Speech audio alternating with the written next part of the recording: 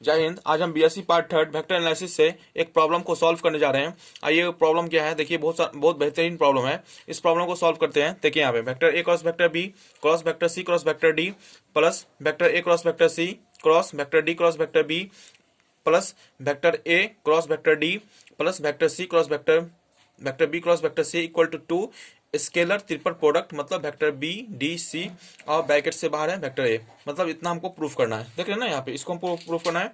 ये LHS term है, आपको इसको इसको सॉल्व करके इतना हमको प्रूफ करना है। तो देखिए अब हम प्रूफ करते हैं। यहाँ पे सबसे पहले है क्या है, प्रूफ।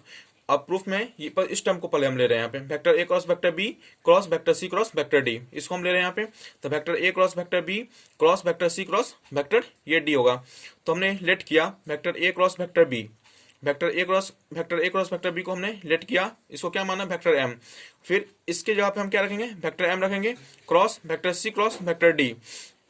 अब यहाँ आप देखिए, इसको इसका फॉर्मूला होता है यहाँ पे, स्केलर ट्रिपल प्रोडक्ट का फॉर्मूला होता है यहाँ पे। तो इसको किस हिसाब से लिखते हैं, पहले लिखेंगे vector M dot vector D small brackets C, फिर minus vector M dot C small brackets और वेक्टर डी। मतलब इसको इस हिसाब से हम लिखते हैं यहाँ पे।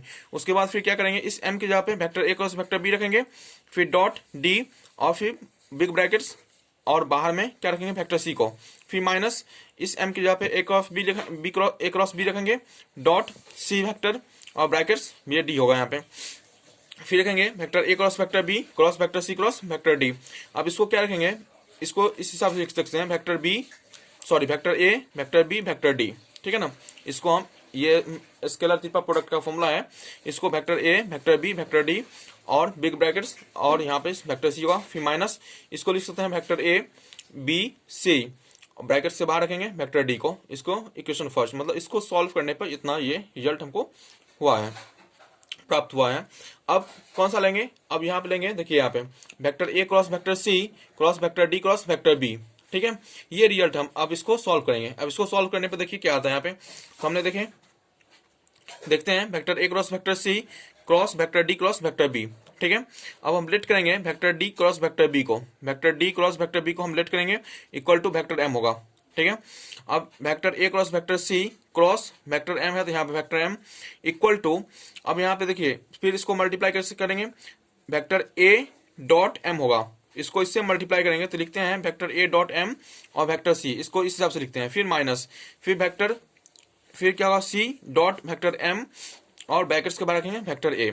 उसके बाद वेक्टर ए डॉट एम की जगह पे क्या रखेंगे, डी क्रॉस बी, तो यहाँ पे डी क्रॉस बी और वेक्टर सी माइनस सी, फिर एम के जगह पे vector D cross vector B और वेक्टर ए है तो वेक्टर ए। इसको स्केलर ट्रिपल प्रोडक्ट में क्या रखेंगे, vector A D vector B और vector C minus vector C D और वेक्टर बी और वेक्टर ए। इक्वेशन ये हो गया आपका सेकंड, मतलब इसको सॉल्व करने पर ये रिजल्ट हमको मिला है, इसको हमने सेकंड मान लिया। नेक्स्ट आप देखते हैं, ये जो आपका नेक्स्ट दिया गया यहाँ पे, देखिए वेक्टर, नेक्स्ट आपका क्वेश्चन है vector A cross vector D cross vector B cross vector C. ठीक है, ये अब इसको सॉल्व करेंगे। इसको सॉल्व करने पर देखिए यहाँ पे क्या है, so vector A cross vector D cross vector B cross vector C. ठीक है, अब यहाँ पे लेट करेंगे vector B cross vector C. अब किसको, इसको हम लेट किए यहाँ पे vector B cross vector C, इसको हमने फिर एम माना। फिर इसको लिखेंगे vector A cross vector D equal to, cross product है यहाँ पे, vector A cross vector D cross vector M. फिर इसको किससे मल्टीप्लाई करेंगे, लिखेंगे vector A dot M D minus, फिर लिखेंगे vector M dot vector D vector A. ठीक है, हमारे हिसाब से आप समझ गए होंगे किस हिसाब से हम लिखते हैं यहाँ पे। फिर यहाँ पे वेक्टर ए डॉट, अब एम की जगह पे क्या रखेंगे, बी क्रॉस सी, तो यहाँ पे बी क्रॉस सी और डी वेक्टर माइनस एम की जगह पे क्या रखेंगे, B cross C dot D vector A. अब इसको स्केलर ट्रिपल प्रोडक्ट में क्या लिखेंगे, वेक्टर ए बी सी और vector D minus B C D vector A, इसको थर्ड मानेंगे। ठीक है, ये आया है आपका, इसको थर्ड मानेंगे। अब देखिए यहाँ पे ये आपका सेकंड हो गया, ये थर्ड हो गया, और इससे पहले क्या है, इससे पहले आपका फर्स्ट है। देख लीजिए यहाँ पे ये आपका फर्स्ट है। अब तीनों को ऐड करेंगे, फर्स्ट सेकंड थर्ड, तो लिखेंगे यहाँ पे adding first second and third, तीनों को हमने ऐड किया, रिजल्ट क्या है देखिए,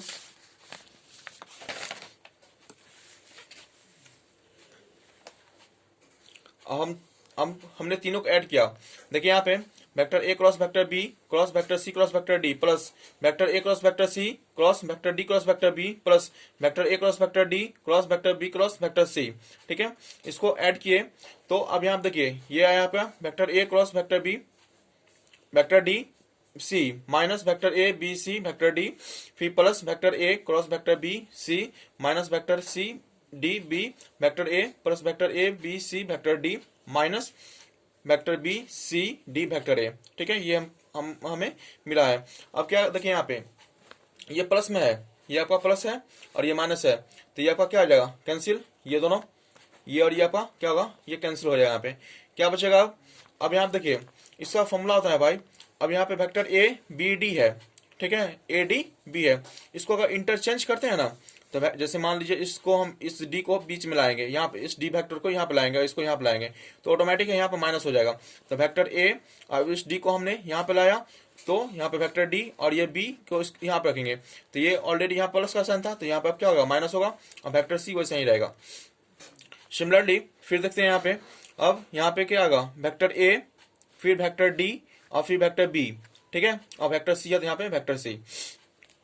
उसके बाद फिर देखिए यहाँ पे माइनस है, यहाँ पे क्या आपका माइनस है, तो माइनस है तो इसको फिर इसको फॉर्मूला के हिसाब से इसको इंटरचेंज करेंगे, इंटरचेंज करेंगे तो क्या आ जाएगा वेक्टर बी ये वेक्टर डी वेक्टर सी, मतलब कहने का मतलब क्या होगा जो ये जो आपका बी वेक्टर है इसको यहाँ पे लाएंगे, ठीक है, इस बी वेक्टर को यहाँ पे लाएंगे, इस सी को वेक्टर को यहाँ पे लाएंगे, तो जब भी इस वेक्टर को यहाँ पे लाएंगे इसको यहाँ पे ले आएंगे तो पहले से माइनस है फिर एक माइनस आएगा तो माइनस माइनस क्या होगा ये प्लस हो जाएगा।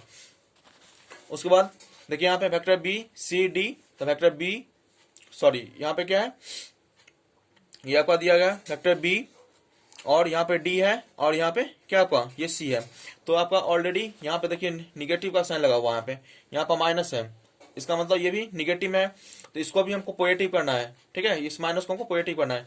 तो यहाँ पे इस डी को अगर इस यहाँ पे लाएंगे सी को यहाँ पे लाएंगे तो क्या होगा यहाँ पे ये माइनस है तो ऑलरेडी प्लस हो जाएगा, तो वेक्टर यहाँ पे लिखेंगे बी फिर इस डी को इधर लाइए वेक्टर डी और ये वेक्टर सी और यहाँ वेक्टर ए हो जाएगा आपका। अब देखिए यहाँ पे ये निगेटिव है और ये पॉजिटिव है, ये आपका कैंसिल होगा, बचा कौन vector B D C vector A plus vector B D C vector A, ये दोनों सेम है तो यहाँ पे क्या आ गया two scalar triple product vector A, मतलब कहने का मतलब two vector B D C ए।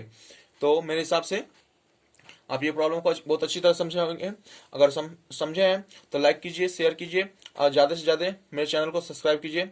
और कुछ नोट्स है उस नोट्स को आप देख लीजिए, यहाँ पे नोट्स दिया यहाँ पे minus vector C D B equal to ये माइनस ऑलरेडी पहले से रहेगा, अब हम इंटरचेंज करेंगे, इंटरचेंज मतलब क्या, अब जैसे सी वेक्टर है डी वेक्टर है वेक्टर बी है यहाँ पे, ठीक है, हमने जब ये इंटरचेंज ये माइनस पहले से है यहाँ पे फिर इसको इंटरचेंज करेंगे, मतलब सी तो यहीं पे रहेगा, बी और डी को इंटरचेंज कर दो, बी यहाँ पे आएगा डी यहाँ पे आएगा तो फिर ऑलरेडी ये माइनस होगा, ये माइनस माइनस क्या होगा प्लस, तो क्या होगा सी बी डी, ठीक है, बराबर डी बी डी सी, ठीक है, ये इसके बराबर होता है। ये नोट्स है ये बहुत ही इंपॉर्टेंट है, यहाँ पे ये क्वेश्चन भी इंपॉर्टेंट है बीएससी पार्ट 3 के लिए।